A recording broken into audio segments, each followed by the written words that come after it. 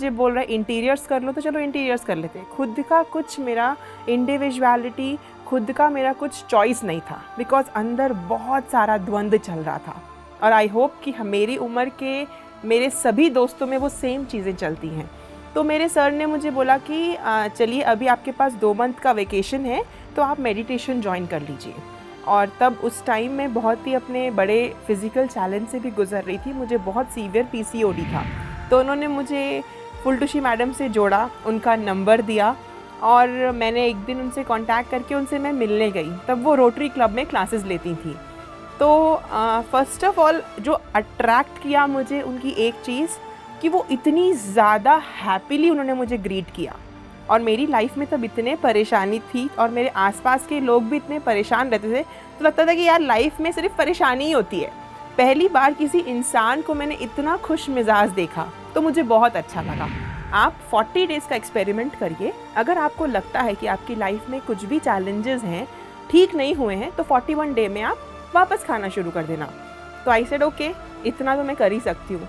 Within 20th day ma'am आप believe नहीं करेंगे, मुझे PCOD का तो बहुत सीवियर इशू तभी भी था, लेकिन एक इनर से मुझे एक आवाज़ आई कि मेरी लाइफ में जितनी भी परेशानियाँ हैं उसका मेजर कारण नॉनवेज है। मैं ध्यान में बैठ भी नहीं पाती थी, मेरी बहुत बेचैनी रहती थी। मैम मुझे ज़बरदस्ती फिंगर्स को ऐसे बांध के, मेरे आँखों में एक आई पिरामिड्स आते हैं, उसको बांध के मेडिटेशन में बिठाती थी अपने सामने, सिर्फ मुझे बिठाती थी। वो इतना पेन लेती थी वो मुझे मेडिटेशन सिखाने के लिए। जब मुझे बहुत अच्छी जॉब मिल गई, लाइफ में सब कुछ अमेजिंग चल रहा है, तो कुछ परेशानी तो है नहीं, तो मेडिटेशन की क्या ज़रूरत, लेट्स डू पार्टी, चलिए पार्टी करते हैं। ध्यान व्यान के लिए टाइम ही नहीं है अब तो।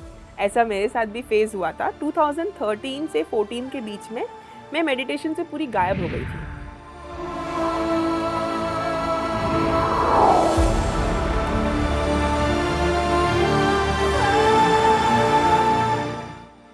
PMC हिंदी के सभी दर्शकों को आत्मा की यात्रा कार्यक्रम में अरुणा सहगल का नमस्कार। आप सभी का स्वागत है। हर आत्मा धरती पर कुछ ना कुछ सीखने के लिए और अपने कर्मों को बैलेंस करने के लिए आती है, परंतु धरती पर आने के बाद वो कुछ चीज़ें भूल जाती है। हमारी ध्यान यात्रा के माध्यम से जागरूकता के साथ हम इन सभी रास्तों को, पड़ावों को पार करते हुए आगे चलते हैं। ऐसे ही हम आज एक पिरामिड मास्टर जो सिख परिवार से हैं, गुरप्रीत कौर जी, जो बचपन से मांसाहार को ही पसंद करती थी अपने जीवन के अंदर, पर उनको बचपन से ही बच्चों से बहुत प्यार था, बच्चों से खेलना बहुत पसंद था। वो 11 साल से PSSM के साथ जुड़ी हुई हैं। सभी उतार चढ़ावों के बावजूद उन्होंने अपने रास्ते को बिल्कुल स्मूथ बना लिया और एक स्पिरिचुअल वैज्ञानिक, आध्यात्मिक वैज्ञानिक के रूप में वो सामने उभर कर आई।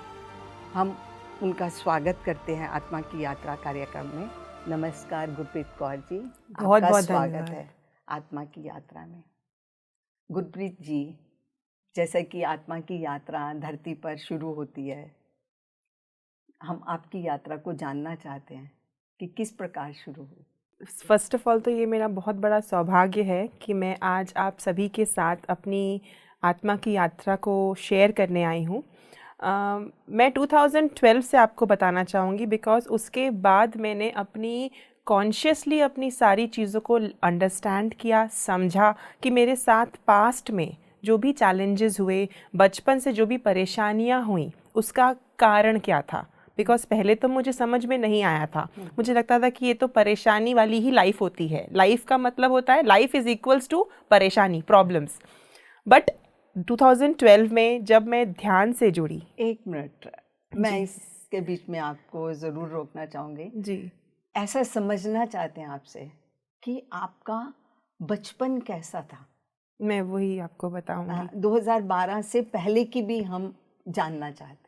जी, उसी पर मैं एक्चुअली आना चाहती थी, क्योंकि 2012 के बाद मैंने जितने अच्छे से अपने बचपन को समझा, वो शायद उसके पहले मैंने कभी नहीं समझा था। इसीलिए मैं चाहती हूँ कि मैं अपनी जो आध्यात्मिक जर्नी है, आत्मा की जर्नी है, वो मैं 2012 के बाद बताना चाहती हूँ। तो बहुत ही फॉर्चुनेट अपने आप को मानती हूँ मैं कि 2012 में मैं फुलटूशी मैम से मिली, अपने एक किसी सर से। मैं नर्सरी टीचर्स ट्रेनिंग का कोर्स करने गई थी, तो उन्होंने मुझे बताया कि तब मैं एक्चुअली 18 ईयर्स की थी और एक कंफ्यूज्ड माइंड के साथ कि मुझे क्या करना चाहिए, करियर में कहाँ परस्यू करना चाहिए। अगर कोई मुझे बोल रहा है कि एमबीए कर लो, ठीक है चलो एमबीए कर लेते हैं। कोई मुझे बोल रहा है इंटीरियर्स कर लो, तो चलो इंटीरियर्स कर लेते हैं। खुद का कुछ मेरा इंडिविजुअलिटी, खुद का मेरा कुछ चॉइस नहीं था, बिकॉज अंदर बहुत सारा द्वंद्व चल रहा था। और आई होप कि मेरी उम्र के मेरे सभी दोस्तों में वो सेम चीज़ें चलती हैं। तो मेरे सर ने मुझे बोला कि चलिए अभी आपके पास 2 मंथ का वेकेशन है, तो आप मेडिटेशन ज्वाइन कर लीजिए। और तब उस टाइम मैं बहुत ही अपने बड़े फिज़िकल चैलेंज से भी गुजर रही थी, मुझे बहुत सीवियर पीसीओडी था। तो उन्होंने मुझे बोला था कि मेरा जो ग्रैंडसन है उनको सोरियोसिस था। तो जब से मैंने मेडिटेशन करना शुरू किया, मेरा ग्रैंडसन ने भी किया, तो उनकी वो चैलेंज तक ठीक हो गई जो मैंने कभी नहीं सुनी थी। तो मुझे लगा कि चलिए योगा मेडिटेशन तो सेम ही होता है, बिकॉज उसके पहले तक मैंने ध्यान के बारे में कुछ भी नहीं सुना था। तो उन्होंने मुझे फुलटूशी मैडम से जोड़ा, उनका नंबर दिया और मैंने एक दिन उनसे कांटेक्ट करके उनसे मैं मिलने गई। तब वो रोटरी क्लब में क्लासेस लेती थी। तो फर्स्ट ऑफ ऑल जो अट्रैक्ट किया मुझे उनकी एक चीज़ कि वो इतनी ज़्यादा हैप्पीली उन्होंने मुझे ग्रीट किया। और मेरी लाइफ में तब इतने परेशानी थी और मेरे आसपास के लोग भी इतने परेशान रहते थे, तो लगता था कि यार लाइफ में सिर्फ परेशानी ही होती है। पहली बार किसी इंसान को मैंने इतना खुश मिजाज देखा तो मुझे बहुत अच्छा लगा। पहले तो मुझे डाउट भी लगा कि ये पक्का दिखावा कर रही हैं, बट एक फील होता है जब कोई अंदर से खुश होता है तो वो हमारी आत्मा तक पहुंचता है। तो उन्होंने मुझे मेडिटेशन के बारे में बताया, उन्होंने मुझे पूरा पिरामिड से स्पिरिचुअल सोसाइटीज़ के बारे में बताया। तो मैं कुछ कनेक्शन फील करना शुरू की। फिर उन्होंने एक चीज़ बोली कि गुरप्रीत हम ना नॉनवेज नहीं खाते, इसमें नॉनवेज नहीं खाना चाहिए और आपको मैं पूरा साइंस समझाऊंगी। तो बट मैं बहुत ज़्यादा एडमेंट थी। मैंने बोला जो भी है मैं नॉनवेज नहीं छोड़ूंगी और मैं अपना धर्म परिवर्तन नहीं करूंगी, क्योंकि तब एक माइंड में था कि शायद ये मेरा धर्म परिवर्तन भी कर देंगे। बट उन्होंने बोला कि ऐसा कुछ भी नहीं है, आप 40 डेज़ का एक्सपेरिमेंट करिए। अगर आपको लगता है कि आपकी लाइफ में कुछ भी चैलेंजेस हैं, ठीक नहीं हुए हैं, तो 41 डे में आप वापस खाना शुरू कर देना। तो आई सेड ओके, इतना तो मैं कर ही सकती हूँ। With in 20th day ma'am आप बिलीव नहीं करेंगे, मुझे पीसीओडी का तो बहुत सीवियर इशू तभी भी था, लेकिन एक इनर से मुझे एक आवाज़ आई कि मेरी लाइफ में जितनी भी परेशानियाँ हैं उसका मेजर कारण नॉनवेज है। मैं ध्यान में बैठ भी नहीं पाती थी, मेरी बहुत बेचैनी रहती थी।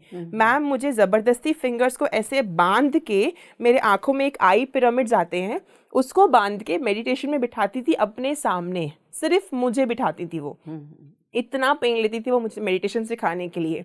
With in 20th day I realised कि ये मेरा सबसे मेजर कारण है कि मैं नॉनवेज खाती हूँ।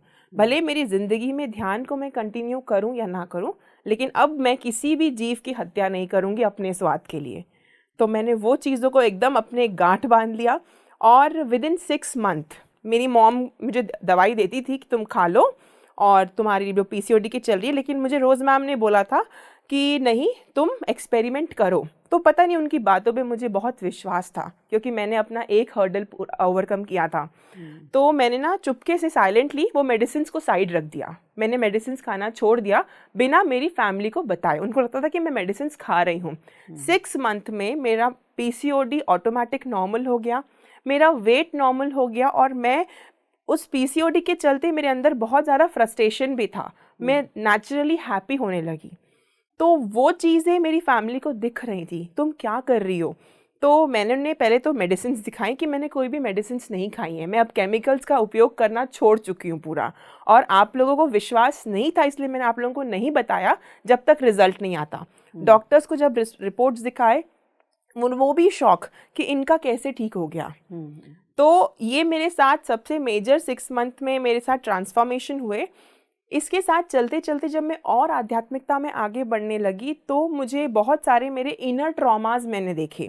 जैसे कि आपने मेरे बचपन की जो चीज़ें बताई, मेरे अंदर एक पैटर्न था कि मैं ऐसे झूठ बोलती हूँ, मतलब बोलती थी, मैं अपने शब्दों को ठीक करूँगी, मैं ऐसे झूठ बोलती, मतलब अगर आप मुझसे बात कर रहे हैं तो मैं बात करते करते झूठ बोल दूँगी कि नहीं नहीं मैंने तो ये काम कर लिया है।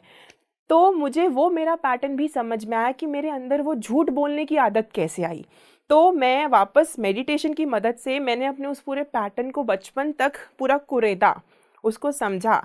तो मैंने ये डिस्कवर किया कि बचपन में मैं अपने पेरेंट्स की थर्ड चाइल्ड थी और हम जॉइंट फैमिली में थे, तो मम्मी को लगता था कि ये शायद बुआ से पल जाएगी, बड़े भाई बहन पाल लेंगे उसको। लेकिन एक बच्चे को एक माँ का टच, एक पेरेंट्स का टाइम बहुत इम्पॉर्टेंट है, बट वो मुझे नहीं मिल पाया। तो उसके चलते बहुत सारे मेरे अंदर वूंड्स थे कि मेरी मम्मी को मैं ऐसे इम्प्रेस कर दूंगी जिससे वो मेरे को टाइम देंगी, शायद मैं उनको उनकी अच्छी बच्ची उनकी बात मानूंगी, भले वो मुझे काम करना पसंद नहीं है, लेकिन just to impress my family कि वो खुश रहें। तो मैं वो एक डुअल नेचर क्रिएट बचपन से हो गया, वहीं से हो गया। फिर बढ़ते बढ़ते हम अपने फ्रेंड्स को इम्प्रेस करने लग गए, बढ़ते बढ़ते हम अपनी टीचर्स को इम्प्रेस करने लग गए, बढ़ते बढ़ते हम अपने आसपास के लोगों को कैसे इम्प्रेस करें, वो इम्प्रेशन का इतना प्रेशर हो गया ना कि हम झूठ बोलना शुरू कर दिए। तो ये मेरा बचपन का एक बहुत ही डिफरेंट सा पैटर्न था। इसके चलते मेरे अंदर एक बहुत ही ब्यूटीफुल पार्ट था कि जब मैं बच्चों के साथ रहती थी, मतलब मेरे आसपास के बच्चे, मुझे पपीज़ भी तब बचपन में बहुत पसंद थे, तो मैं पपीज़ के साथ खेलती थी और आसपास के जो हमारे बच्चे थे सोसाइटी के, उनके साथ खेलती थी। बिकॉज कहीं ना कहीं मैं अपने बचपन में वो बचपना नहीं जी पाई थी। तो जब मैं टीन्स एज में आई तो उन बच्चों के थ्रू मैंने अपना बचपना जीना शुरू किया, बट नहीं जी पाती थी बिकॉज तब मेरी लाइफ में ध्यान नहीं था। फिर जब मेडिटेशन में आई, मैं एक किंडरगार्टन स्कूल में मैंने ज्वाइन किया, तो मुझे बहुत मज़ा आने लग गया। मतलब बच्चों के साथ मैं खेल सकती हूँ 24 घंटे बिना थके उनको, और मुझे एक कमरे में आप छोड़ दीजिए, हम सब मज़े में रहेंगे। तो ये मैंने डिस्कवर किया मेडिटेशन की मदद से कि मुझे भले सैलरी कम मिले, मुझे भले पोजीशन कम मिले, लेकिन इस काम को करने में मुझे बहुत खुशी है।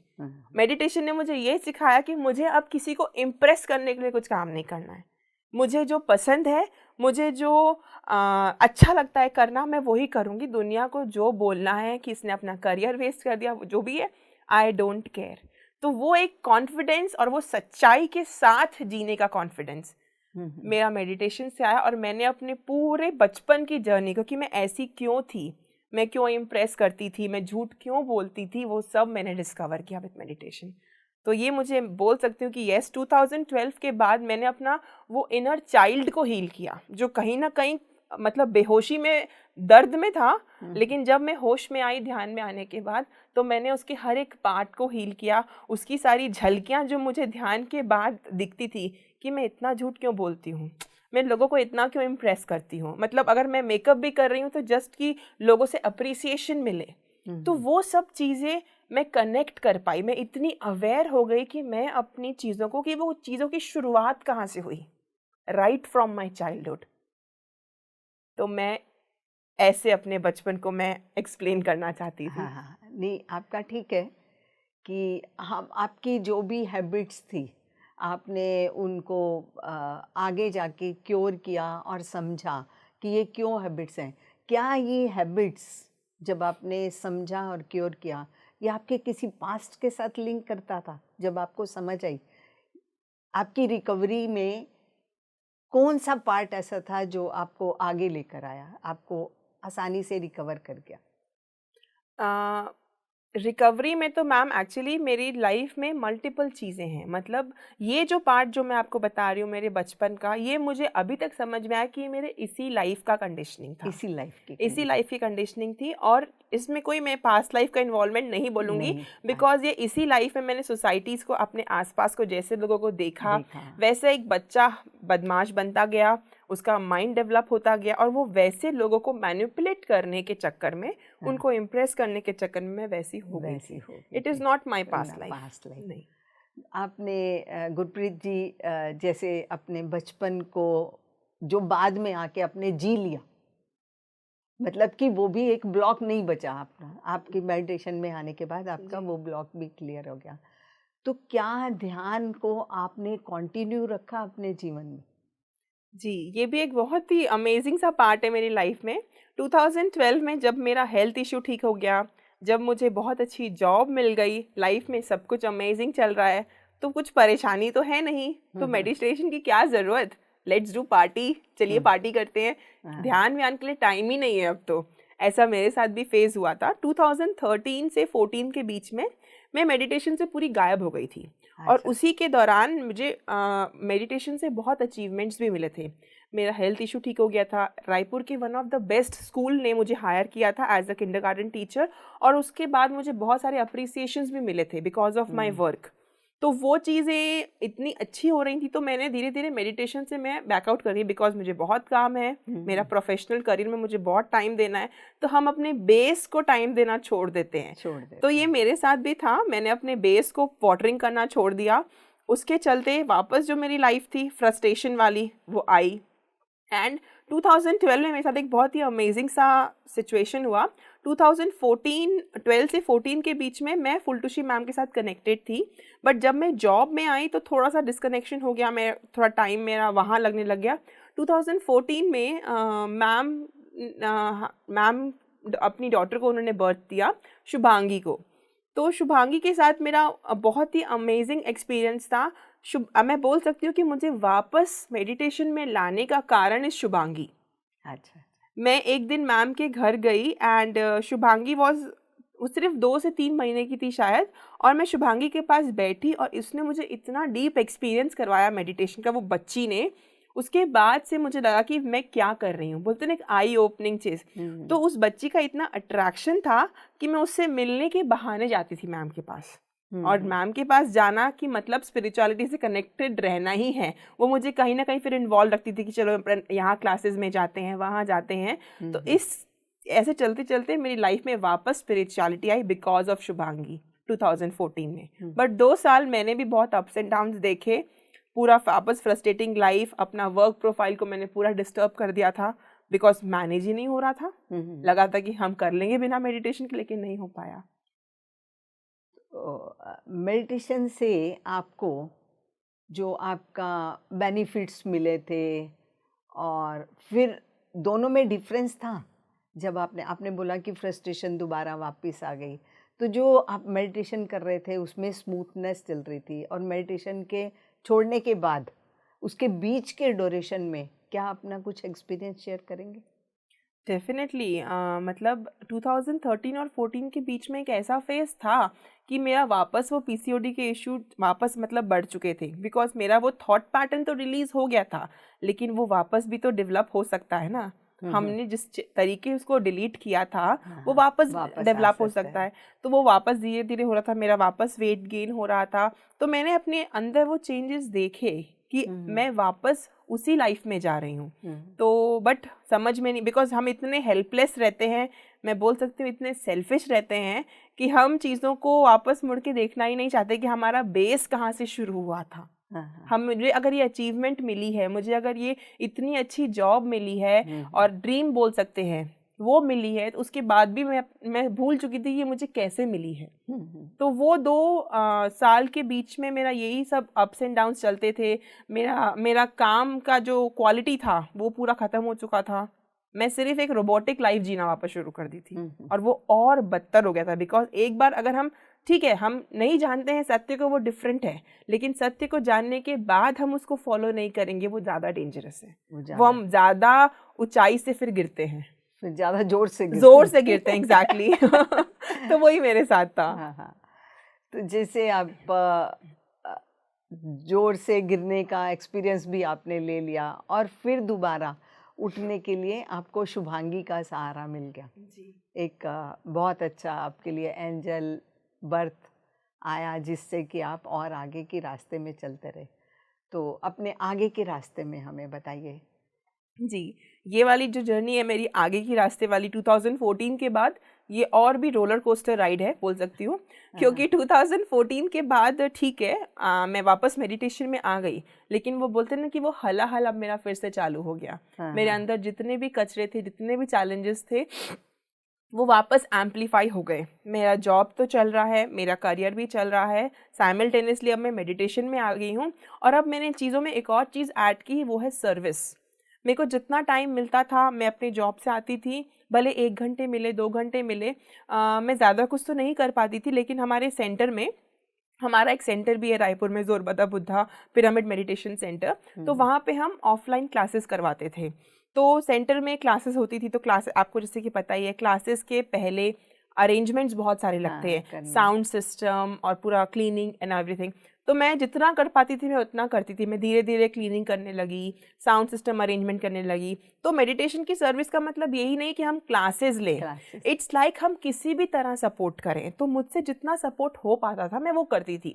तो जैसे जैसे मेरी सर्विस बढ़ने लगी, मेरी मेडिटेशन की चीज़ें बढ़ने लगी, तो मेरे लाइफ के जो और भी जो नॉट्स थे वो खुलने लगे।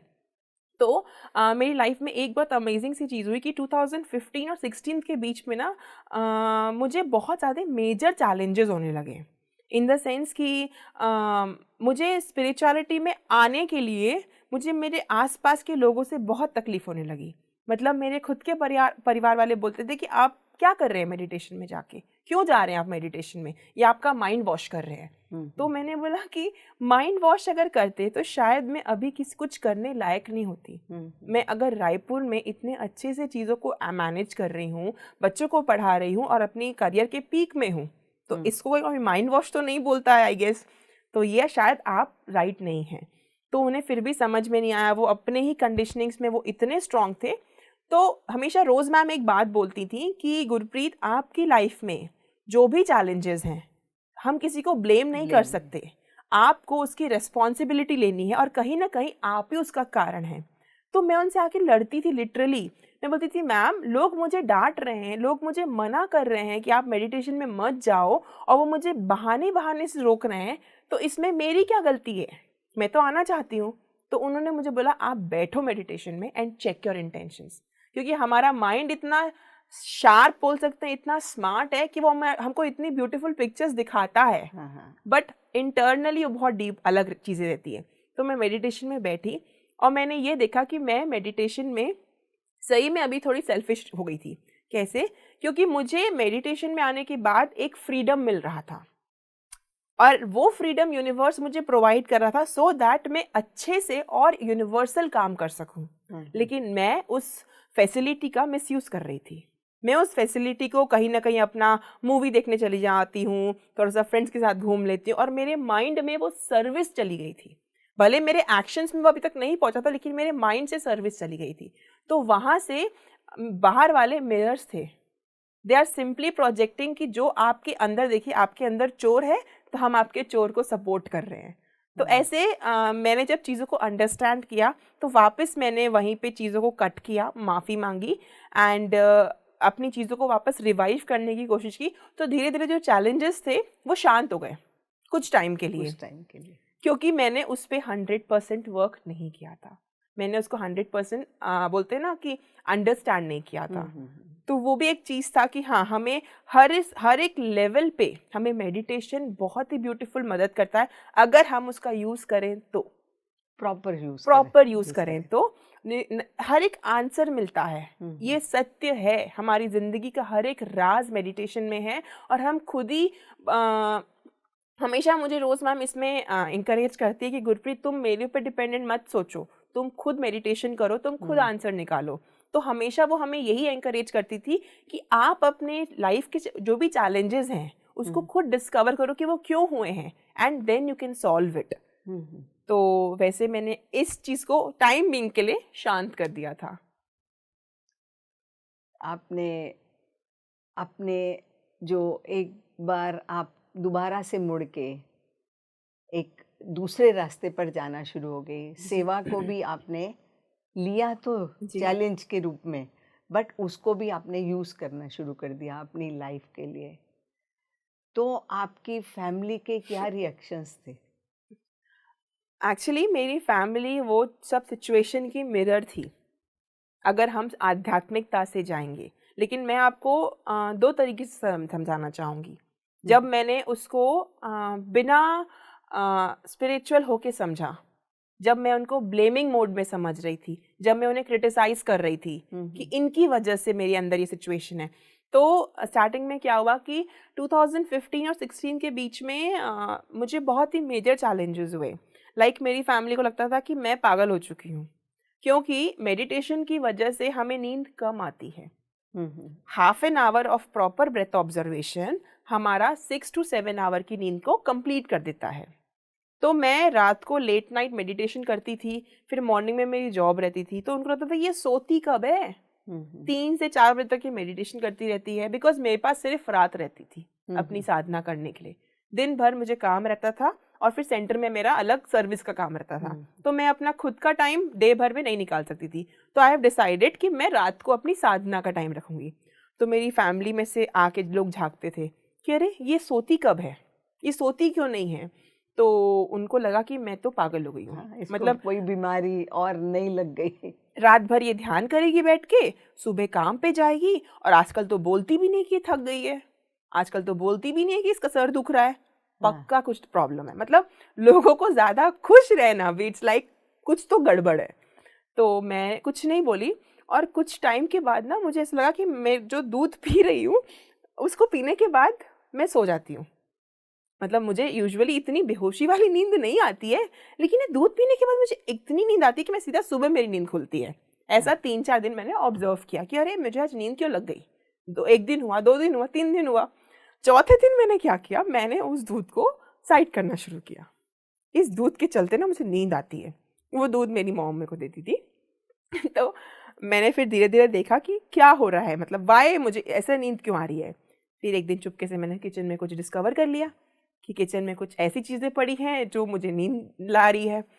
तो मैंने ना धीरे धीरे, देखिए उनको आध्यात्मिकता का सत्य नहीं पता है, तो पहले मैं उनसे लड़ाई करती थी। मैं मानती हूँ मेरा अहंकार था कि मैं उनको प्रूफ करना चाहती थी कि ये मेरा स्पिरिचुअल जर्नी सही है, लेकिन वो अपने पाथ में सही है, मैं अपने पाथ में सही हूँ, मैं उनको प्रूफ क्यों कर रही हूँ। तो मैंने इसलिए उनको बिना कुछ बोले वो जो मिल्क वो लाती थी ना मेरे लिए, उनको मैंने साइड करना लग गया। तो उनको कहीं से वो पता लग गया कि शायद ये फेंक देती है उस दूध को। तो फिर ऐसे चलते चलते धीरे धीरे उनको समझ में आया कि मैं नहीं पी रही हूँ। फिर उन्होंने अपना वो वॉयलेंस नेचर दिखाना शुरू किया कि हमें क्या क्या परेशानी है आपके इस आध्यात्मिक जर्नी से। आप नहीं जाओगे, आप सेंटर नहीं जाओगे, आप सर्विस नहीं करोगे, हमारे फैमिली का सो कॉल्ड नाम खराब हो रहा है एंड ऑल दैट। वो पता नहीं किस टाइप का नाम खराब हो रहा है, आई डोंट नो। तो मैं फिर छुप छुप के जाने लगी, क्योंकि मुझे पता है कि मुझे क्लैरिटी है कि मैं वहाँ क्यों जा रही हूँ, मुझे क्या मिल रहा है उससे। एग्जैक्टली मुझे क्या मिल रहा है, और अगर मैं यहाँ पर नहीं होती तो मैं कहाँ होती मुझे वो भी पता था। आई नो कि हम यंगस्टर्स, अगर हमें ध्यान कितना ज़रूरी है, अगर हम इस ध्यान में नहीं है तो हम फिर कहीं और पब्स में, पार्टीज में वहाँ जाएंगे। तो आई नो दैट, और एक डीप कॉन्फिडेंस था कि मैं कुछ गलत नहीं कर रही हूँ। तो वो सब चीज़ें हुई। तो इट्स वाज लाइक मैं छुप के जाने लगी, तो भी पकड़ लिया मुझे, उन लोगों ने पकड़ लिया। तो फिर उन्होंने मुझे बहुत ज़्यादा वॉयलेंस हो गए। वॉयलेंस मतलब अच्छे खासे वॉयलेंस, मतलब हमारी एकदम हाथापाई हो गई। तो उस दिन मुझे बहुत बुरा लग गया कि ये तो ऐसा तो नहीं सोचा था मैंने अपनी ज़िंदगी, और मेरे ही परिवार वाले इतना बुरा मेरे साथ कैसे बिहेव कर सकते हैं। आई एम 23 और आप मुझे इतना बुरी तरीके से मार सकते हैं, मुझे बहुत बुरा लगा। तो उस दिन मैंने अपने स्कूल हॉस्टल में शिफ्ट होने का डिसीजन लिया। वहाँ भी आके थोड़ा सा परेशानी हुआ। फिर मेरे स्कूल में जाके मेरे प्रिंसिपल्स को बोलने लगे कि ये लड़की, मतलब बहुत अजीब व गरीब, सोसाइटी वालों ने मेरे बारे में बहुत बुरा बोलने लगा। तो मुझे बहुत बुरा लगा। उस टाइम अपने स्कूल हॉस्टल में रिक्वेस्ट किया कि बिकॉज मैं उस टाइम सिचुएशन को नहीं हैंडल कर पा रही थी और मैं लिटरली डिस्टर्ब हो चुकी थी ध्यानी होने के बाद भी। तब मेरा ध्यान भी थोड़ा सा कम हो गया था और मेरी लाइफ में इतने चैलेंजेस थे कि मुझे इसका भी अब आंसर चाहिए था। तो इसलिए मैंने कुछ टाइम अपने आप को शांत रखने के लिए कि मुझे इसका अब आंसर चाहिए। बिकॉज रोज़ मैम बोलती है जो भी हो रहा है आपकी ज़िंदगी में आप ही कारण हो उसके। तो ये इतना बड़ा कुछ हो रहा है उसके, मैं कैसे कारण हो सकती हूँ। तो उसको भी मेरे को फाइंड करने के लिए मुझे एक स्पेस चाहिए जहाँ पे अपनी साधना कर सकूँ, और जहाँ पे मुझे कोई ये मत बोले कि आप ये क्या कर रहे हैं। I need my space. तो मुझे सेंटर जाना अलाउ नहीं था। तो फिर मैं अपने स्कूल हॉस्टल गई, तो वहाँ पे भी आके बहुत ड्रामा वामा हुआ। एक दिन इतना एक्सट्रीम हो गया कि मैं अपने किसी फ्रेंड्स के साथ थोड़ा सा ग्रॉसरी वगैरह लेने बाहर निकली थी, स्कूल कैंपस के ही थोड़ा सा बाहर निकली थी। तो वहाँ पे मेरे कुछ रिलेटिव्स आके मुझे ज़बरदस्ती बांध कर एम्बुलेंस में डाल के ले गए अच्छा। Mental asylum. यस। और मैं देख रही हूँ ये क्या हो रहा है मेरे साथ, मतलब मैं चिल्लाऊं क्योंकि सामने मेरे सारे फैमिली वाले ही बैठे हैं, ऐसा भी नहीं कि मैं किडनैप हो गई सारे नोन लोग बैठे हैं एंड ये लोग करना क्या चाह रहे हैं मुझे समझ में नहीं आ रहा है। तो मेरे लिए वो चीज़ें बहुत शॉकिंग थी। अभी तो मैं उसको बहुत कॉमेडी में बोल रही हूँ, लेकिन उस टाइम लिटरली मैं अंदर से हिल गई थी। देखने को लगेगा कि इट्स लाइक तुम्हारा भला ही तो चाह रहे हैं हम, तुम्हारे अच्छे फ्यूचर के लिए तो चाह रहे हैं, बट मैं बहुत डर गई थी कि ये मेरे परिवार वाले हैं। एंड जहाँ पे मुझे ले जाकर 2 दिन तक मेंटल असाइलम का पूरा ट्रीटमेंट हुआ। एक नॉर्मल इंसान को अगर आप शॉक्स दोगे, शॉक्स तक तो सिचुएशन पहुंचने वाली थी बट पहुंची नहीं, मेडिसिन, इंजेक्शंस, इंसुलिन सब लगना शुरू हो गया था मुझे। और उसी टाइम मुझे मेरे वर्क को लेकर मुझे बहुत अप्रिसिएशन भी मिला था। सो दैट वाज रियली मेरी लाइफ का वो एकदम मुझे हिला दिया वो सिचुएशन कि ऐसा कैसे एकदम यू टर्न। लोग तो बोलते हैं कि ध्यान में बहुत कुछ मिलता है, ऐसा क्यों मेरे साथ, मैं तो सर्विस भी कर रही हूँ। तो मुझे समझ में नहीं आया। उस टाइम मेरे जितने भी क्लोज फ्रेंड्स थे उन्होंने मेरा साथ छोड़ दिया। वो उनको लगा कि नहीं नहीं ये पुलिस केस में कौन पड़ेगा। मुझे और हायर अथॉरिटी से भी कोई हेल्प नहीं मिली। उस टाइम सिर्फ एक ही इंसान था जो मेरे साथ खड़ा था, एक नहीं बोलूँगी 2, और हमारी पूरी फैमिली, that is Rose ma'am and entire pyramid spiritual society की पूरी फैमिली थी मेरे पीछे ओनली। और उन्होंने मुझे एंड तक हेल्प किया, बिकॉज अगर मैं उस मेंटल असाइलम में एक दिन और रहती तो मैं सच में मेंटल हो जाती, ऐसा मेरा बिलीव था। तो जब मैं बेहोशी के चक्कर में थोड़ा सा बस चलते चलते वॉशरूम में बहाने से गई, एक मैसेज की मैंने, प्लीज़ हेल्प, क्योंकि उस टाइम मैंने देखा था कि मेरे साथ जो मेरे फ्रेंड्स थे वो मुझे छोड़ के जा चुके थे। तो मुझे पता है मेरे मटेरियल लाइफ के जो फ्रेंड्स हैं कोई काम के नहीं होंगे, तो सिर्फ काम के होंगे। तो अब मेरे आध्यात्मिक दोस्ती हैं, उनमें सिर्फ एक ही नंबर था मेरे पास और वो था रोज मैम का। उनको मैंने मैसेज किया मुझे प्लीज़ मदद करो, एंड दैट लेडी, उन्होंने ना यहाँ देखा ना वहाँ देखा, उन्होंने कुछ नहीं समझा कि उनकी लाइफ में क्या मेरे को हेल्प करने के बाद कॉन्सिक्वेंसेस आ सकते हैं। उन्होंने मुझे हेल्प किया, हर एक चीज़ मदद करने की कोशिश की। उसके बाद फिर 6 मंथ तक I was under custody of my family, उनकी कस्टडी में थी। वहाँ से मुझे निकाल लिया गया। मुझे पुलिस अथॉरिटी ने भी नहीं सुना बिकॉज ऑफ उनको बहुत सारा कुछ अच्छे चुका था अच्छे कुछ चीज़ें था, तो उन लोग उनके ही साथ थे। और लोगों को ये बड़ा गलत फहमी रहता है कि किसी के खुद के परिवार वाले कैसे कर सकते हैं। तो ये सब चीज़ें एक फिजिकल लाइफ में चल रहा था मेरा, मतलब बाहर से देखने में चल रहा था। लेकिन जब मैंने इसका आध्यात्मिक रीज़न फाइंड करना चाहा, मुझे रोज मैम ने बोला कि तुम अब 10 घंटे ध्यान किए बिना पिरामिड वैली से बाहर नहीं निकलोगी, तुम 10 आवर्स मेडिटेशन करो, रीज़न फाइंड आउट करो। उन्होंने मुझे बहुत डांट भी लगाई कि what are you doing with your life, तुम कहाँ लेके जा रही हो अपनी ज़िंदगी को। तो अब तुम सिर्फ 10 घंटे जाओगी, पिरामिड्स के किंग चैम्बर में ध्यान करोगी, उसके बाद निकलोगी। क्योंकि ये सब एक स्पिरिचुअल वॉरियर के लिए ये सब चीज़ें नहीं होती हैं, तुम्हारी लाइफ किसी और के कंट्रोल में है। तो मैंने ये समझा और फिर मैंने गई, बैंगलोर गई। तो आपको परिवार वालों ने आपको जाने दिया? बिल्कुल भी नहीं। आपको मैं सब कुछ छोड़ छाड़ के चली गई बिकॉज मेरी लाइफ में मुझे पता है अगर अब मैं और रहूँगी तो मैं शायद अब एग्जिस्ट नहीं कर पाऊँगी इस अर्थ में। तो मैंने बिना बताए किसी को, और मुझे ये भी क्लैरिटी थी कि मैं किसी के मतलब मैं अपने किसी पर्सनल पर्पस से नहीं जा रही हूँ। मुझे चाहिए एक आध्यात्मिक रीज़न और मेरे को अपने आप को जिंदा रखने के लिए। गुरप्रीत जी, जैसे कि आपके पास जितना भी समय मिल रहा था, आपको जो भी आपको एटमॉस्फेयर, आपके आसपास के लोग जितना भी आपको अलाउ कर रहे थे, तो इस पीरियड के अंदर क्या आपने कुछ स्वाध्याय भी किया? जी, एक्चुअली जब मैं 2012 में जब रोज़ मैम से जुड़ी, टीम ज़ोरबा से जुड़ी, तो मुझे पहले तो ध्यान के बारे में समझ में आया और धीरे धीरे जब आगे उनसे और मिलती गई, उनसे बातें करती गई, तो हमारा ना एक ग्रुप ऑफ पीपल है जी, वहाँ पे हम सारे यंगस्टर्स मिलकर ध्यान करते हैं, ध्यान सिखाते हैं। वो लोग मॉर्निंग गार्डन्स में जाके मैं तो तब एज एन ऑडियंस जाती थी वहाँ पे। अच्छा। तो मैं उनको देखती थी कि वो कितने उत्साहित होकर कितने ज़्यादा अच्छे से वो चीज़ों को करते हैं। मतलब रात को सो रहे हैं 12 बजे और सुबह उठ रहे हैं 4-5 बजे, और बिकॉज उनको पैम्पलेट्स बांटने हैं। हाँ। तो ये सब चीज़ें मेरे लिए बहुत ज़्यादा अमेजिंग थी, बिकॉज इस चीज़ के लिए हमें कोई पैसे नहीं मिल रहे हैं। और मैंने देखा था कि वहाँ पर सबसे यंगेस्ट जो बच्चा था वो था 5 साल का। तो ये सब मिलकर टोली जाती कहाँ है, तो ये सब उनका हुआ। फिर शाम को आके जो बुक जो पढ़ रहा है, उस बुक का वो लोग जो लर्निंग्स थी उनकी, और वो लर्निंग्स को वो कैसे अपनी ज़िंदगी में वो इम्प्लीमेंट कर रहे थे, उसको इम्प्लीमेंट करने के बाद वो हमसे शेयर करते थे। तो ये सब चीज़ें मेरे लिए बहुत अनोखी थी। और बहुत बिकॉज मैं पहले बुक की इतनी शौकीन नहीं थी, मैं बुक रीडिंग्स नहीं करती थी। कॉमिक्स या फैशन मैगजीन्स पढ़ लो तो पढ़ लो, बट स्पिरिचुअली जब चीज़ें आती हैं तो मैं उसके लिए इतनी इंटरेस्टेड नहीं थी। तो बट यहाँ पे आके मैंने देखा कि कितने इंटरेस्टिंग वे में पहले तो बुक रीड किया जा रहा है, उस बुक के जो भी चीज़ है उसको हम कैसे अपनी लाइफ में इम्प्लीमेंट करें, उसको करने के बाद हमें क्या रिजल्ट मिल रहा है, हमारा क्या अनुभव है, वो एज अ सज्जन सांगत्य हम आपस में करते थे। तो मेडिटेशन भी होता था, स्वाध्याय भी होता था, सज्जन सांगत्य भी होता था। तो ये सब तीनों चीज़ों से मैं पूरी थी कि मुझे कुछ नहीं पता है, लेकिन यहाँ पे आके मैंने देखा कि कैसे हर एक चीज़, पत्री जी के हर एक वाक्य को कैसे इम्प्लीमेंट किया जा रहा है। पीएसएन का जो 18 सूत्र है उनको हम कैसे इम्प्लीमेंट कराएं। मेजर पार्ट मैंने यहाँ पे ये लर्न किया कि यहाँ पे इम्प्लीमेंटेशन पे बहुत ज़्यादा काम किया जाता था।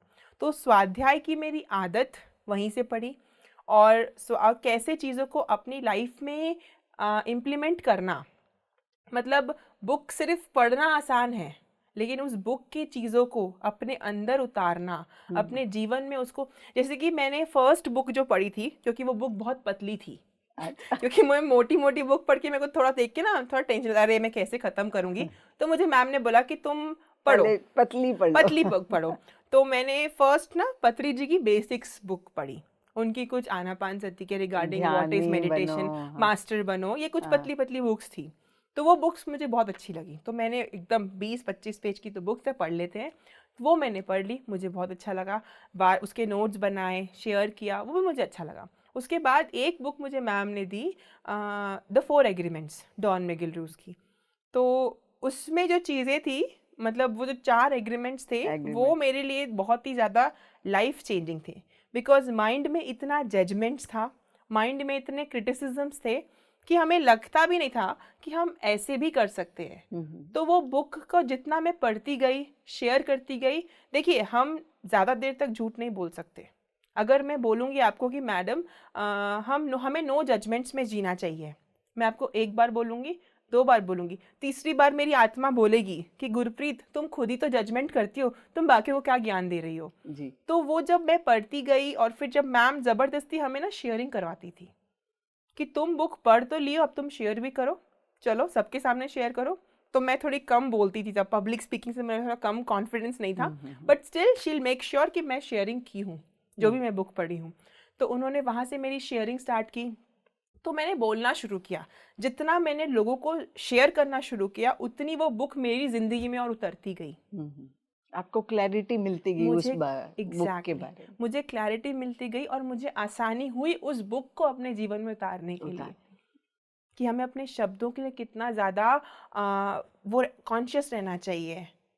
तो वो सब चीज़ें मुझे बहुत मतलब अच्छा फील कराई। और हाँ, ये मेरा लाइफ में स्वाध्याय अभी भी थोड़ा सा मिसिंग है, मैं बोलूँगी, मैं ज़्यादा नहीं बोलना चाहती, बट हाँ मैं ज़्यादा ऑडियो बुक्स कई बार सुन लेती हूँ, या फिर जैसे कि कुछ लोगों ने शेयरिंग की कि मैंने ये बुक में ये समझा, वो मैं सुन लेती हूँ। बट अभी भी पर्सनली भी मैं इतनी बुक्स नहीं पढ़ पाती हूँ, जो मेरा एक लैकिंग है, मुझे इसको ओवरकम करना है। तो धीरे धीरे मैं उस पर भी काम कर रही हूँ। बहुत अच्छी बात है, क्योंकि जब हम बुक पढ़ते हैं, खुद पढ़ते हैं, तो उसको समझना, हमारी आत्मा जो तरीका चाहती है, जो उसको भूख है, उसको वो लेती है। एग्जैक्टली। परंतु जो हम सुनते हैं, बुक्स जो यूट्यूब पे आ गई, या किसी ने उस बुक के बारे में कोई रिव्यू दे दिया, तो वो उनकी रिव्यू है। बट आपकी आत्मा क्या चाहती है, जब आप उस बुक को पढ़ते हैं, ऐसा मेरा मानना है। और मैं समझती हूँ कि हर किसी को चाहे कम पढ़े जी पर स्वाध्याय ज़रूर करना चाहिए। जी हाँ। जी, ये बात तो सही है। तो आपने जो पत्री जी की बुक्स पढ़ी जी। और उनको यहीं से शुरू किया, हम्म। तो और भी कोई ऐसे मास्टर हैं जिनको आपने पढ़ा हो और समझा हो, जो आपकी लाइफ में एक प्रिंसिपल के रूप में, गुरु के रूप में या संत के रूप में आपके लाइफ में आए, ऐसे मास्टर?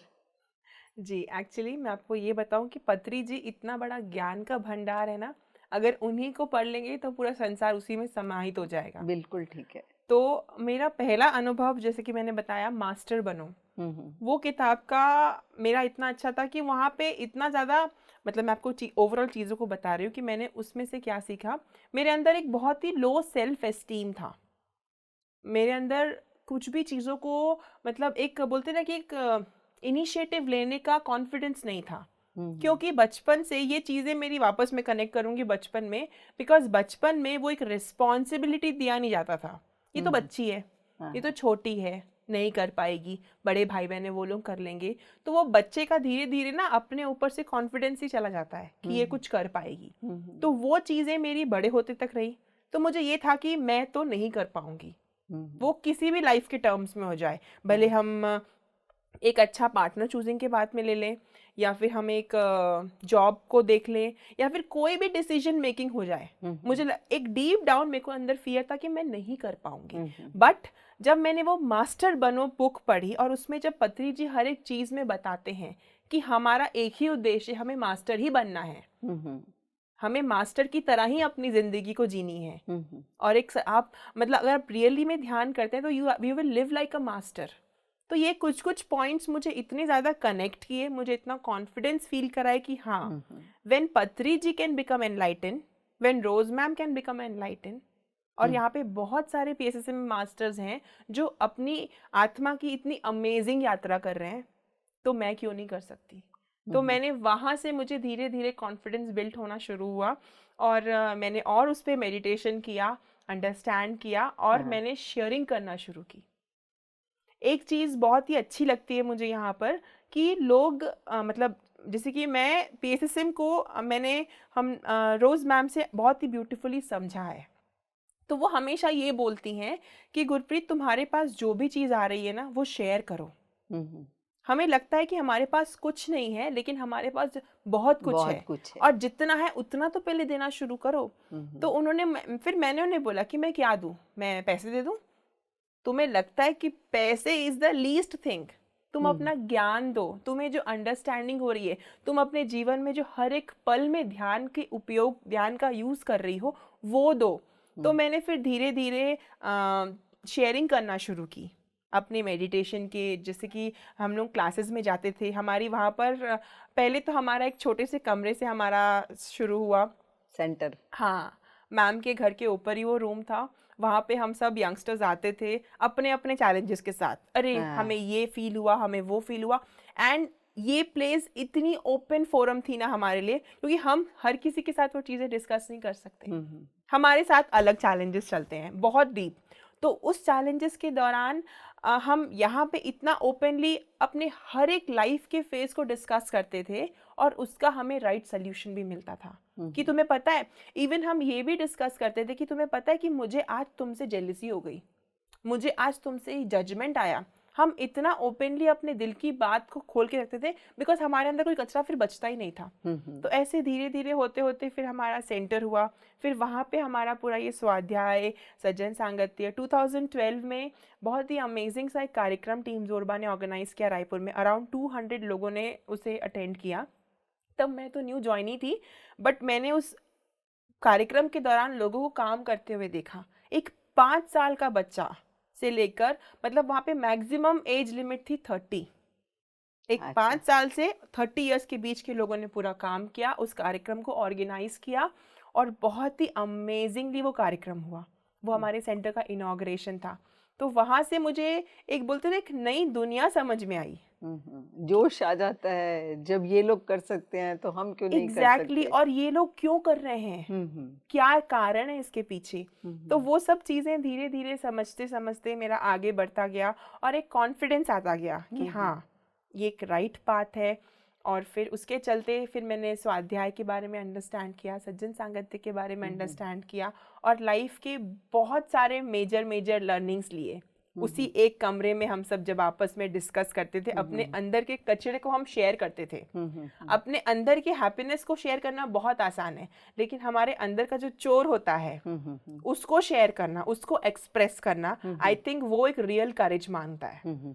तो कई बार मुझे ऐसा लगता था कि मुझे मैम के लिए भी गुस्सा आ रहा है, तो मैम ने बोला था कि तुम अगर मुझसे छुपाओगी तो वहां पे तुम्हारे लिए चैलेंजेस हैं, तुम ही अपनी आत्मा की यात्रा में आगे नहीं बढ़ पाओगी, तुम वहीं रह जाओगी, छुपाओ मत, यहाँ पे हम हैं तुम्हें एक्सेप्ट करने के लिए, तुम जैसी हो। तो ये मेरे लिए बहुत ही अनोखा वर्ड था, बिकॉज बाहर की दुनिया में मुझे एक्सेप्ट नहीं किया जा रहा, जिसकी वजह से मुझे प्रिटेंशियस बनना पड़ा लोगों को गुड गर्ल इमेज दिखाने के लिए। बट यहाँ पे बोलते हैं तुम्हें गुड गर्ल नहीं बनना है, तुम्हें अच्छी लड़की नहीं बनना है, तुम्हें बस सच्ची लड़की बनना जो है, असलियत है उसको जैसे तुम हो अंदर से तुम्हें वैसे ही रहना है। और जिस दिन मैं अच्छी मतलब लोगों को थोड़ा प्रिटेंड करने की कोशिश, उस दिन मुझे बहुत डांट पड़ती थी, तुम ऐसी नहीं हो गुरप्रीत। तो ऐसे करते करते हमारे बहुत सारे हमने हर चीज़ों को प्रैक्टिकली किया है साथ में, ग्रुप में। और एक ग्रुप का बोलते हैं ना ये महत्व रहता है, अगर हम नीचे गिर रहे हैं तो वो हमें उठा लेते हैं ऊपर। हम कई बार हम मेडिटेशन में चीज़ों को इम्प्लीमेंट नहीं भी कर पाते हैं, बट सामने वाले को देखते हैं कि वो कर रहा है, तो ऐसे हमें भी आपस में एनकरेजमेंट मिलती है कि हम भी करें। जी, तो वो चीज़ें एक हमारा बोलते हैं एक संघा, तो हमारा एक संघा है और हर एक चीज़ को हम इम्प्लीमेंट करते हैं और बहुत ही अमेजिंगली इम्प्लीमेंट करते हैं और बहुत मज़ा आता है साथ में। तो यस, मैंने पत्री जी के आपका जो प्रश्न है उस पर वापस आएंगे कि मैंने और किसी मास्टर से इन्फ्लुएंस हुई। पत्री जी को तो मैंने जो उनकी जो बेसिक बुक्स है वो तो पढ़ी है, बट उसके साथ ही साथ मैंने लुइस हे की बुक पढ़ी है, यू कैन हील, क्योंकि जब मुझे पीसीओडी का इश्यू था तो उसका कारण मुझे उसी बुक में मिला, उसका आंसर मुझे उसी बुक में मिला। भाई क्या मेरे विचार चल रहे थे, मुझे ये बीमारी क्यों हुई, जी आपने उसी से ही पता करा। जी, तो मुझे समझ में आया कि मैं एक्चुअली अपने आप को एज अ फीमेल एक्सेप्ट ही नहीं कर पाई। क्यों नहीं कर पाई? क्योंकि ऑलरेडी मेरी एक एल्डर सिस्टर थी, तो कहीं ना कहीं एक बोलते ना कि एक मेल आना चाहिए, तो मेरी फैमिली में एक्सपेक्टेशन था कि ये जो बच्चा रहेगा ये मेल का रहेगा। तो मैंने बचपन से वो सुना, एंड बच्चा मदर के वूम में भी सब सुनता है, ये सब हमारा एक एडवांस लेवल चीज़ें चलती हैं, बट मुझे ये सब कॉन्सेप्ट तब नहीं पता था। आगे जाके मैंने इसको चीज़ों को अंडरस्टैंड किया, तो मैंने ये समझा कि मैं अपने आप को एज अ फीमेल एक्सेप्ट नहीं कर पाई हूँ। मतलब मुझे अपने खुद के फेमिनिटी से बहुत बोलते ना कि बुरा लगता था कि मैं क्यों हूँ वुमेन। मैं जीन्स पहनना पसंद करती थी, मैं टक इन करके शर्ट पहनूंगी और मैं लड़कों की तरह मतलब बनने की बड़ी कोशिश थी, बिकॉज माई फैमिली वॉन्ट्स। तो उसके चलते मेरी फेमिनिटी को जब मैंने एक्सेप्ट नहीं किया तो वो चलते मुझे पीसीओडी के इश्यू हो गए, क्योंकि मैंने बोलते ना कि इतनी खूबसूरत चीज़ को मैंने रिजेक्ट किया, तो ठीक है उसको भी बुरा लग गया, वो भी मुझे धोखा देके रिजेक्ट कर दी। तो उसके चलते मेरी बॉडी में इतने ज़्यादा डिसऑर्डर्स हो गए। तो वहाँ पे वो जो मेरा थॉट पैटर्न था उसको मैंने रिलीज़ किया, मैं जैसी हूँ मैं अपने आप को वैसे एक्सेप्ट करती हूँ। मैंने उन चीज़ों को रियलाइज़ किया और फिर मैंने अपने इस थॉट पैटर्न को जब रिलीज़ किया तो मेरे धीरे धीरे चलते चलते मेरी वो चीज़ें पूरी हील हो गई। और इसमें मेरा बहुत एक अमेजिंग एस्ट्रल सर्जरी भी हुआ, जो मुझे लेटर ऑन समझ में आया कि अरे मेरा एस्ट्रल सर्जरी हो चुका है। नींद में एक्चुअली मैं स्नेक कॉन्शियसनेस से बिलोंग करती हूँ। अच्छा जी, तो मुझे स्नेक्स के साथ बहुत एक्सपीरियंसेस है। मेडिटेशन के दौरान मुझे स्नेक्स दिखते हैं थे तब, और मुझे बहुत मतलब उनसे डर लगता है, लेकिन मुझे वो जो स्नेक का जो स्ट्रक्चर रहता है ना मुझे वो बहुत पसंद है।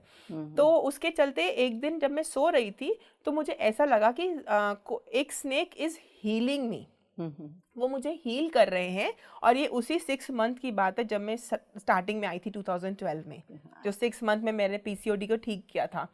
तो स्नेक नाइट में जब मैं सो रही थी तब मुझे लगा कि कोई स्नेक आया है, और मैं हमेशा मेडिटेट करके सोती थी। तो सपने में वो स्नेक में हील कर रहे हैं मेरे वजाइना से, वो चीज़ों को एकदम हील कर रहे हैं। उसको और डिस्क्रिप्टिव शायद नहीं बोल पाऊंगी मैं आपको। तो वो मैंने पूरा उसका विजन, पूरा विजुअल्स देखा, और मुझे लगा ये सपना है। लेकिन जब मैं मॉर्निंग में उठी तो मैं देखी चीज़ें एकदम डिफरेंट मेरे साथ, कंप्लीटली। मतलब पूरा मैंने फिर अपना सब कुछ डिफरेंट किया, और फिर मेरे को समझ में आया कि ये तो चीज़ें कैसे, ये तो मैंने सपना देखा था, ये रियलिटी में कैसे हो गया। तो ये पार्ट मुझे तब नहीं लगा कि ये मेरा एस्ट्रल सर्जरी है। फिर मैंने डिस्कस किया, इसीलिए हमें सज्जन सांगत्य का भी जो बोलते हैं ना कि महत्व है, जरूर करना जी। चाहिए। तो तब मुझे नहीं समझ में आया कि ये एस्ट्रल सर्जरी क्या होता है, मतलब एस्ट्रल क्या होता है, मतलब कौन आके कहाँ से क्या सर्जरी करता है। मुझे एकदम ये मेरा एलियन कॉन्सेप्ट था मेरे लिए। तो जब मैंने शेयर किया, रोज मैम से शेयर किया, और तब प्रेमनाथ सर भी आए हुए थे, तो मैम ने मुझे बोला कि गुरप्रीत आपका तो एस्ट्रल सर्जरी हो गया है, और मुझे कुछ नहीं पता था। तो वहाँ पे उन्होंने मुझे पूरा एक्सप्लेन किया कि मास्टर्स ने आपको आके हील किया है। तो वहाँ से मैंने इस चीज़ को भी एक्सपीरियंस किया। कंप्लीटली मेरा thought pattern change, and I am completely healthy now. 10 years से no chemicals. Very good. No doctor no medicine, PSSM का जो प्रिंसिपल है जी, आपने उसको अपने जीवन में पूरी तरह से धारण करना शुरू करना ही है, ऑप्शन नहीं है। करना शुरू कर दिया तब जी, से। जी, जी, तब से कर दिया। बहुत अच्छी बात है। तो मैम, जैसे कि रोज मैम की आप बार बार बात कर रहे हैं, रोज मैम आपका मतलब कि फर्स्ट मेडिटेशन में लाने का उन्हीं को ही दायित्व जाता है। जी, तो रोज मैम बहुत बार ओशो के बारे में बहुत बोलती हैं, बहुत बताती हैं। क्या आपके जीवन में भी ओशो के बुक्स का या ओशो के लेक्चर्स का कुछ प्रभाव रहा? जी, असल में जैसे कि रोज़ मैम ने मुझे पत्री जी से जोड़ा, रोज़ मैम ने मुझे ओशो से जोड़ा। मैं उसके पहले दोनों मास्टर्स के बारे में नहीं जानती थी। ओशो के बारे में मैंने कभी कुछ सुना भी नहीं था। लोगों ने तो बोला कि वो बहुत कुछ सुने थे, बट मैंने कुछ भी नहीं सुना था, कंप्लीटली न्यू। तो रोज़ मैम ने मुझे ओशो की जो पद्धति है, लाइफ इज़ अ सेलिब्रेशन, वो मैंने उनके साथ जिया। मतलब जैसे मैं देखती थी ना जब रोज़ मैम को, उनको देखते साथ ही इट्स लाइक लाइफ में एक अलग ही उमंग आ जाती है। तो वो कैसे? तो फिर जब मैं मैम के साथ रहती थी, मैम मुझे ओशो के बारे में बताती थी, हम साथ में ओशो के डिस्कोर्सेस सुनते थे, डिफरेंट टॉपिक्स, नारी के ऊपर हम सुनते थे। फिर जैसे कि मेरा पर्सनल इंटरेस्ट था बच्चों के ऊपर, तो मैम ने मुझे एक बुक भी दी कि आप book of children by Osho read करो। तो उसमें मैंने अंडरस्टैंड किया डिफरेंट चीज़ें बच्चों के बारे में कि कैसे कैसे हम उसको इम्प्लीमेंट कर सकते हैं। तो ऐसे मेरा इंट्रोडक्शन हुआ ओशो से। एंड यस, जब मैम सेशंस लेती हैं ओशो के, तब मैंने बहुत बार ओशो को फील किया है विथ हर प्रेजेंस। और उन्होंने उनकी जो बोलते हैं ना कि सेलिब्रेशन वाली जो वर्ड है, वो मुझे बहुत अट्रैक्ट करता है। मैं बोल सकती हूँ कि मेरी लाइफ में वो सेलिब्रेशन ओशो से आता है। हम जब साथ में मिलके, मैम एक सेशन लेती हैं शाम के समय, वो जो सूफी डांसिंग वाला उनका वो बहुत अमेजिंग रहता है। तो वो तो हम सब लिटरली उसके लिए बहुत ज़्यादा क्रेव करते हैं, बिकॉज उस सेशन में जो हम सबको फील होता है, मतलब ओशो से उस सेशन में हम सब डांस करते हैं और साथ में अपने चीज़ों को शेयर करते हैं, फिर ओशो के डिस्कोर्सेस सुनते हैं। तो वहाँ से मुझे अंडरस्टैंड होता है। आई गेस मैं आपको और शायद एक्सप्लेन नहीं कर पाऊँगी, बट मैं इतना बोलना चाहूँगी कि लाइफ में सेलिब्रेशन जो मैंने रोज़ मैम में देखा, वो मैंने फील किया ओशो के साथ, मैम के साथ। मेरी लाइफ का रियल सेलिब्रेशन उनके साथ शुरू हुआ। और जो बच्चों की जो पद्धति से जो हम अभी काम कर रहे हैं, वो ओशो की ही बेस्ड है। उनकी पूरी जो एजुकेशन को वो लाना चाहते थे इस पृथ्वी में, वो कम्प्लीटली उनका बेस पे हम we are working on that. Gurpreet ji, जैसा कि हमें पता है कि आप सिख परिवार से बिलोंग करती हैं, तो सिख परिवार में जैसे कीर्तन और सुखमनी का पाठ और सब बहुत कुछ होता है, तो क्या आप भी करती थी ये? जी, मैं मेडिटेशन से आने से पहले ये सब चीज़ें करती थी, मैं पाठ करती थी, मतलब उतना ज़्यादा डीप में नहीं करती थी, बट एक होता है ना कि सुबह शाम की आरती, मैं हाँ। वो करती थी हाँ, हाँ। और गुरुद्वारे भी जाती थी, बहुत सारा सेवा करती थी वहाँ पे, कभी कभी मन करता था तो। और बट एक सुकून मेरा मिसिंग था, समझ में नहीं आता था वो कैसे है। बट जब मैं मेडिटेशन में आई और जब मेरे परिवार वालों ने बोलना शुरू किया कि आप अपने धर्म से दूर हो रही हो, हाँ, तो ये मैं बिल्कुल भी नहीं मानूंगी। क्योंकि जब मैं मेडिटेशन में आने के बाद जितनी अच्छे से मैंने गुरु नानक देव जी की, गुरु गोबिंद सिंह जी की जो वाणी है, हाँ, जो उनकी टीचिंग्स हैं, उनको रियल में समझ पाई। पहले मैं सिर्फ उनको जपजी साहब का सिर्फ पाठ करती थी, करते थे। रहराज साहब का सिर्फ पाठ करती थी, लेकिन उस पाठ की पंक्ति में क्या क्या लिखा है, वो क्या बोलना चाह रहे हैं कि हमें अपने जीवन में क्या इम्प्लीमेंट करना है, मैं उसमें कुछ भी नहीं समझ पाती थी। लेकिन आध्यात्मिकता में, ध्यान में आने के बाद मैं उनसे डायरेक्ट कनेक्ट हो पाती हूँ अब। वो किस स्टेट ऑफ माइंड में रह के उन्होंने वो चीज़ों को समझाया होगा लोगों को, वो तक मैं फील कर पाती हूँ। तो मुझे ऐसा लगता है कि आध्यात्मिकता और मेडिटेशन ने मुझे मेरे गुरुओं से और जोड़ दिया। मेरा बचपन से प्यार था गुरु गोबिंद सिंह जी के लिए बहुत ज़्यादा, बट कहीं ना कहीं ये सब चीज़ों के चलते, मेरे खुद के मेंटल फ्रस्ट्रेशन के चलते ना, मैं कहीं ना कहीं वो चीज़ों को दबा दी थी। बट मेडिटेशन के बाद वो चीज़ें और उभर के बाहर आई। मेरा जो उनके लिए फेथ, उनके लिए जो ट्रस्ट, उनकी जो बाणी थी, उनका क्या कारण था, उन्होंने कैसे लिखा, उसका क्या मैसेज था। हाँ, मैसेज क्या था असली में, मैसेज क्या था जी, उनका क्या चीज़ें था, वो सब चीज़ें मैंने इतनी ब्यूटीफुली समझी और समझ रही हूँ। मतलब अभी मैंने इतना, मैं ये नहीं बोलूँगी मैंने कम्प्लीटली डिस्कवर कर लिया है, लेकिन जितना भी समझा है, उन्होंने बोला है सच्चाई से कमाई करो, अपने जीवन को सच्चाई से जियो, किसी का धोखा मत दो, जो हम पीएसएसए में भी बोलते हैं। कैसे आप अपने खुद के लिए कैसे आप खड़े रहो, किसी को धोखाधड़ी से कुछ काम मत दो। तो वो सब चीजें पहले मैं सिर्फ समझती थी, लेकिन अब मैं इम्प्लीमेंट कर पा रही हूँ। वो जो सच्चाई वाला वर्ड है वो अपनी लाइफ में मैं इम्प्लीमेंट कर पा रही हूँ जस्ट बिकॉज ऑफ मेडिटेशन। तो मैं अपने गुरुओं से मैं बोल सकती हूँ मैं और कनेक्ट हुई, मैं अपने रिलीजन को और समझ पाई। जी, रिलीजन एक ही है, सभी एक ही भाषा बोलते हैं। केवल अब अगर हमें उनको समझना है तो हमें ध्यान को, अपने आप को पूरी तरह से जागृत करके उनको पढ़ना है। यही आपका मैसेज है। बहुत बहुत शुक्रिया गुरप्रीत जी। हम आपसे अभी और बहुत कुछ जानेंगे। भाग 2 में बने रहिए हमारे साथ। दर्शकों, हमने बहुत चीज़ें समझी, बचपन में क्या क्या होता है, कैसे अपने जीवन को हम चेंज कर सकते हैं। एक ध्यान जीवन में लाने के बाद हम सब कुछ समझ सकते हैं। समय के अभाव के कारण हम इतना ही जानेंगे। अभी भाग 2 में आत्मा की यात्रा में गुरप्रीत जी से और समझेंगे। तब तक के लिए आज्ञा। धन्यवाद आप सबका।